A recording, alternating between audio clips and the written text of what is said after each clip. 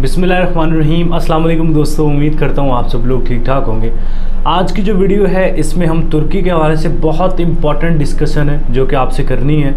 और इसमें सबसे पहली चीज़ तो ये कि तुर्की का विज़िट वीज़ा हम कैसे लेंगे, टीआरसी कैसे अप्लाई करेंगे, कितना ख़र्चा आएगा, कुछ टिप्स आपको दूंगा। रिजेक्ट क्यों होता है वीज़ा, इसकी रीज़न आपको बताऊंगा ताकि आप अगर अप्लाई करने वाले हैं तो आपको इससे काफ़ी फ़ायदा मिल सके। इसके अलावा वहाँ पे जॉब्स अपॉर्चुनिटीज़ क्या हैं और आने वाले 5 से 6 महीने जो हैं वहाँ पे तुर्की में कैसे हालात होंगे और पाकिस्तानी जो वहाँ पे ऑलरेडी काम कर रहे हैं उनके लिए क्या डिफ़िकल्टीज़ आने वाली हैं। तो ये सारी चीज़ें आज की इस वीडियो में डिस्कस करने वाले हैं। मतलब तुर्की को लेके जितने भी आपके जहन में क्वेश्चन हैं वो सारे इस वीडियो में क्लियर हो जाएंगे। बगैर टाइम ज़ाया कि हम स्टेप बाय स्टेप अपने जो जितने भी टॉपिक्स हैं इनकी तरफ आते हैं तुर्की से रिलेटेड। सबसे पहली चीज़ तो ये कि तुर्की का वीज़ा हमने कैसे लेना है। ठीक है, तुर्की का वीज़ा आपको मेन जो डॉक्यूमेंट होता है वो आपकी स्टेटमेंट होती है सिर्फ। बाकी जितने भी डॉक्यूमेंट्स हैं ना वो ज़्यादा से ज़्यादा 1 से 1.5 हफ्ते के अंदर आप खुद ही बना सकते हैं। कि जो मेन डॉक्यूमेंट होता है वो आपकी स्टेटमेंट होती है, 3 महीने की रिक्वायर्ड होती है। आप एक्सटर्नल लगाना चाहें तो 6 महीने की लगा सकते हैं, 5 महीने की, 4 की, लेकिन कम से कम आप 3 महीने की स्टेटमेंट अपनी रखें। अच्छा, स्टेटमेंट आपकी जो है वो थोड़ी बहुत यूटिलाइज हो, ऐसा नहीं हो कि एकदम से आपने 3-4 लाख रुपये ऐड कर दिया और मतलब वीज़ा लगवाने चले गए तो पक्की रिजेक्शन है। क्योंकि एम्बेसडर समझ है, पागल तो नहीं है ना, वो समझ जाएगा कि पैसा अचानक रखा गया है, वो वीज़ा अप्लाई करने के लिए रखा गया, इसका अपना पैसा नहीं है। जब भी अपने या बिजनेस को अकॉर्डिंगली उसके अकॉर्डिंग टू बनाएं अपनी स्टेटमेंट, या जॉब से रिलेटेड जॉब को जहन में रखते हुए, मतलब जितनी आपकी जो बिजनेस जिस पॉइंट ऑफ व्यू से रखवाया, मतलब अगर तो बड़ा बिजनेस रखवाया बड़ी ट्रांजैक्शंस करें, छोटा बिजनेस रखवाया छोटी ट्रांजैक्शंस करें।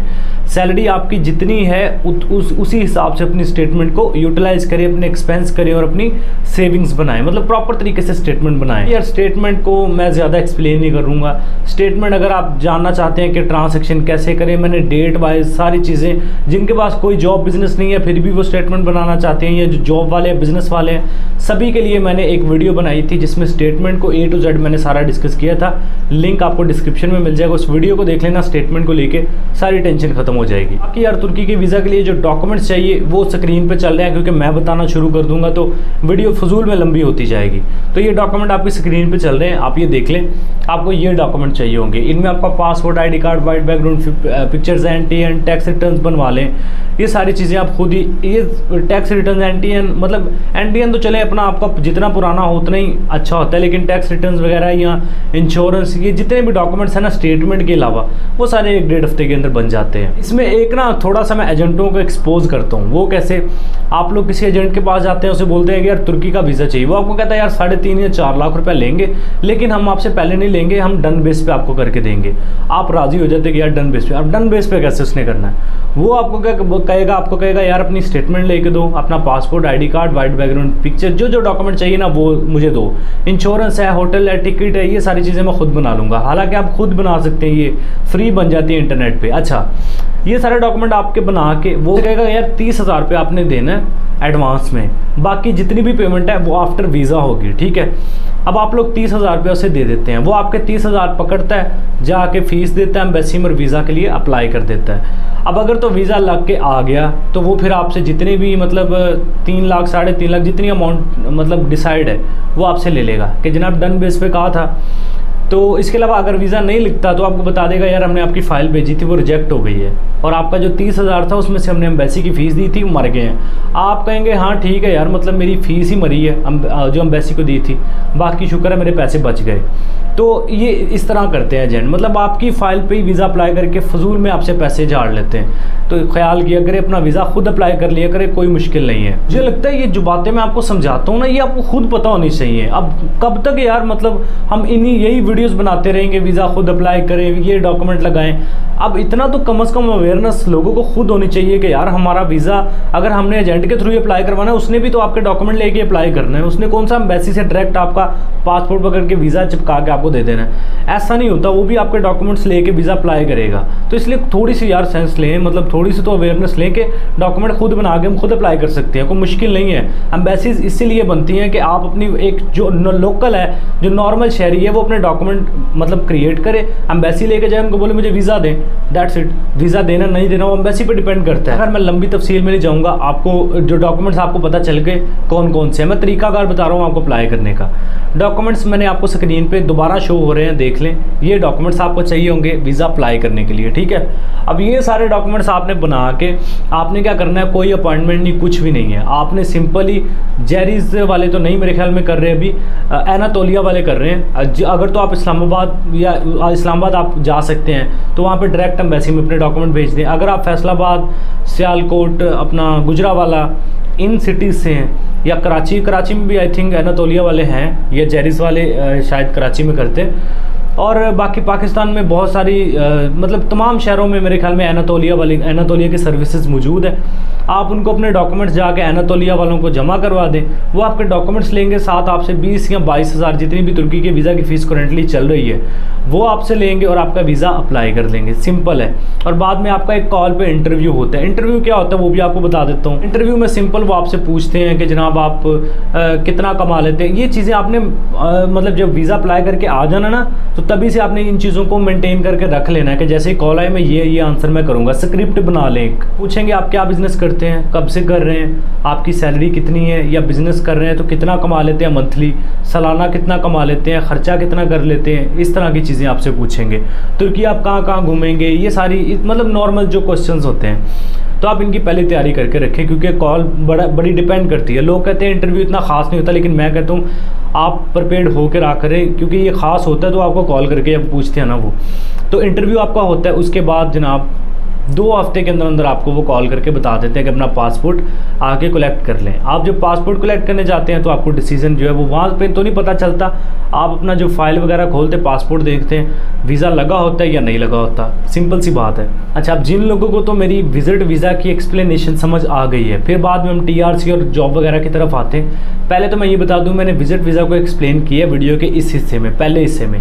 अगर तो आपको समझ आ गई है तो बेस्ट ऑफ लक, नहीं समझ आई तो फिर भी ऑप्शन है, डिस्क्रिप्शन में जाओ, मैंने तुर्की के विजिट वीज़ा पे डिटेल से वीडियो बनाई है।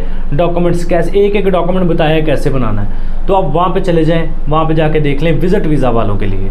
तो वो वहाँ पे चले जाए, मैंने सारी चीज़ें एक्सप्लेन की है। अब आते हैं जनाब TRC की तरफ, क्योंकि में 2 कार्ड्स होते हैं, एक ब्लू कार्ड होता है, एक रेड कार्ड होता है। जो ब्लू कार्ड होता है उसे वर्क परमिट नॉर्मली कहते हैं, जो रेड कार्ड होता है उसे TRC बोलते हैं। रेड कार्ड को जो नॉर्मली होता है या तो टूरिस्ट रेजिडेंस परमिट कह सकते हैं या टेम्परेरी रेजिडेंस परमिट उसे कह सकते हैं।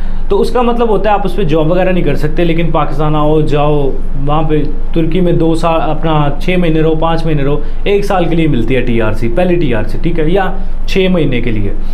तो जब TRC मिल जाती है, नॉर्मली क्या होता है मेरे ख्याल में पाकिस्तानी जो वहाँ पे तुर्की में सब मौजूद हैं वो 80 से 90% TRC पे ही काम कर रहे हैं। ब्लू कार्ड जो होता है ना, वर्क परमिट, वो मेरे ख्याल में कोई प्रोफेशनल बंदा ही होगा, कोई डॉक्टर टाइप या इंजीनियर टाइप जिसको मिल जाए। अदरवाइज सारे जो TRC कार्ड होते हैं उसी पे जॉब करते हैं सारे, या बिज़नेस वगैरह। तो इतना मतलब इस हवाले से तुर्की रिस्ट्रिक्ट नहीं है ज़्यादा, मतलब वो स्ट्रिक्ट नहीं है कि आप रेड कार्ड पे जॉब क्यों कर रहे हो। आप वो देखेंगे बाद में, कहेंगे ठीक है बंदा लीगल है, स्टेटस पे है, सही है। अच्छा, TRC कार्ड आपने कैसे अप्लाई करना होता है? TRC कार्ड के लिए आपका 50 से 60 हज़ार रुपये टोटल खर्चा आ सकता है पाकिस्तानी, इससे 10 हज़ार कम या ज़्यादा हो सकता है। आपने सिंपली क्या करना है, किसी भी वहाँ पे कंसल्टेंट या एजेंट जो पाकिस्तानी हो उससे कांटेक्ट कर लेना, उसे कहना यार मेरी TRC अप्लाई करवा दे। खुद भी कर सकते हैं, अगर आप खुद करना चाहें खुद भी कर सकते हैं, लेकिन आप किसी पाकिस्तानी कंसल्टेंट की हेल्प भी ले सकते हैं, लेकिन उससे ज़्यादा चार्ज नहीं देने, ज़्यादा पैसे नहीं देने। 50-60 हज़ार समझ लें, वो कार्ड की फ़ीस वगैरह सारी चीज़ें 10-15 हज़ार उस कंसल्टेंट को दे दें, मतलब 60-70 हज़ार रुपये में आपका काम हो जाता है अगर कंसल्टेंट के थ्रू करवाएंगे। अगर खुद करेंगे तो आपका वो मेरे ख्याल में 40-45 यहाँ तक खर्चा आ सकता है। मैं कंसल्टेंट का आपको इसलिए कह रहा हूँ क्योंकि उनको लैंग्वेज आती है, उनको प्रोसेस पता होता है, आपको ज़्यादा मतलब खज्जल नहीं होना पड़ेगा, जलील नहीं होना पड़ेगा। लेकिन खुद अप्लाई करने जाते हैं तो लैंग्वेज के कहीं ना कहीं आपको इश्यूज़ आ सकते हैं। वैसे नॉर्मली जो उनके सेंटर्स होते हैं जहाँ पे TRC वगैरह अप्लाई होती है, वहाँ पे उन्होंने ट्रांसलेटर्स रखे होते हैं, प्रॉब्लम नहीं होगी। लेकिन फिर भी मैं आपको यही कहूँगा, प्रेफर करूँगा कंसल्टेंट देख लें जो कि ऑथराइज्ड हो, ठीक हो और एवरेज अमाउंट मांगता हो। ज़्यादा से ज़्यादा 10-12 हज़ार उसकी फ़ीस दे पाकिस्तानी, इनफ है। अच्छा, TRC का मैंने आपको सारा बता दिया। खुद अप्लाई करने जाएंगे तो TRC के लिए आपका वीज़ा, पहले रेंटल मतलब जो एग्रीमेंट होता है, आप किसी घर में या किसी होटल में किसी हॉस्टल में रह रहे हैं, उसका जो ओनर है वो एक एग्रीमेंट बना के देगा, वो साथ आपका अटैच होगा। और सुनने में आ रहा है कि आजकल जो एक्चुअल जेन्युइन आपके जहाँ पे आप रह रहे होंगे, जेन्युइन उसके पेपर हैं उस प्रॉपर्टी के, वो भी साथ उसकी कॉपी भी लगती है। तो इस चीज़ का भी ख्याल करिएगा। ये सारे डॉक्यूमेंट लगते हैं और नॉर्मली आपका आईडी कार्ड भी लगेगा और वाइट बैकग्राउंड पिक्चर लगेगी, आपका टीआरसी कार्ड अप्लाई हो जाएगा। ठीक है, टीआरसी कार्ड मिल जाता है, इतना मुश्किल नहीं है। अब आते हैं जनाब जॉब और बिज़नेस की तरफ। फिर आते हैं कि इन फ्यूचर 5-6 महीने आने वालों में क्या होने वाला है। जॉब की बात करूं मैं तो ऐसा मैं बिल्कुल नहीं आपको कह रहा कि तुर्की में जाएंगे तो आप मतलब 90,000 या 1.5 लाख रुपया कमा लेंगे मंथली पाकिस्तानी। मतलब यही है, जितना आप दुबई वगैरह में कमा सकते हो इतना ही तुर्की में मिलेगा आपको। बहुत सारे लोगों ने कहा होगा लीरा जो है वो बहुत गिर गया है और तुर्की में कुछ भी नहीं है, ऐसा है वैसा है। कुछ भी नहीं है यार, तुर्की में है, जॉब भी है, सैलरीज भी है। देखें, अगर महंगाई होती है तो आपकी सैलरी भी इंक्रीज़ होती है। ये पाकिस्तान में भी है। पाकिस्तान जैसे मतलब जो इस वक्त हालात से 2-4 कंट्री है वो ऐसे कर रहा है कि अगर तो महंगाई होती है तो सैलरीज भी हमारी बढ़ती हैं। इसी तरह तुर्की में भी है कि अगर वहाँ का लीरा गिरा है, उनकी करेंसी गिरी है, तो उनकी सैलरीज इंक्रीज़ हुई हैं। आपने कौन सा वहाँ पे पूरी फैमिली लेकर रहना है? आपने तो खुद ही जाना है वहाँ पे पैसा कमाने। पैसा कमाना है आपने, अपने लिए थोड़ा बहुत खाना है, बाकी पैसा आपने पाकिस्तान भेज देना, वो यहाँ पे आके ठीक ठाक बन जाएगा। ठीक है, बहुत सारे लोग डिसहार्ट कर रहे हैं कि लीरा गिर गया, वहाँ पे कुछ भी नहीं है। पाकिस्तान की निस्बत बहुत अच्छा है अगर आपने पैसा कमाना। अगर आप कमाने वाले हो तो फिर वो आपके लिए युगांडा जैसे कंट्री में भी आप कमा सकते हो। आप नहीं कमाने वाले तो फिर आप अमेरिका भी चले जाएं, कनाडा भी चले जाएं, आपके लिए कुछ भी नहीं है। तुर्की का चाहे टूरिस्ट वीज़ा है, चाहे वर्क वीज़ा है, चाहे विजिट वीज़ा है, चाहे टीआरसी है, जो भी है ना उसकी भाई वैल्यू है। पासपोर्ट पे तुर्की का वीज़ा लगा होता है तो इसकी ये गारंटी होती है कि आप एक मतलब आप स्टेटमेंट, आप जेन्युइन जॉब या बिजनेस कर रहे हैं, क्योंकि आपको तुर्की ने वीज़ा दे दिया। इट्स मीन आपने स्टेटमेंट बनाई थी, उसकी प्रॉपर आपकी चली स्टेटमेंट, आपको वीज़ा मिला। जितनी भी एम्बेसीज हैं वो देखती हैं कि हाँ इसके पास स्टिकर वीज़ा है। स्टिकर वीज़ा की वैल्यू होती है कंपेयर टू ई वीज़ा। तो स्टिकर वीज़ा जो है वो हमेशा आपकी स्टेटमेंट के बिहाफ पे लगता है। स्टिकर वीज़ा कभी भी स्टेटमेंट के बगैर नहीं लगता। ठीक है, तो तुर्की का जब स्टिकर वीज़ा आपके पासपोर्ट पे लग जाता है, और स्पेशली आपको पता है एक डेवलप कंट्री है तो उसकी काफ़ी वैल्यू है। शेंजन वीज़ा लेने में आपको काफ़ी वो हेल्प आउट करता है आपकी।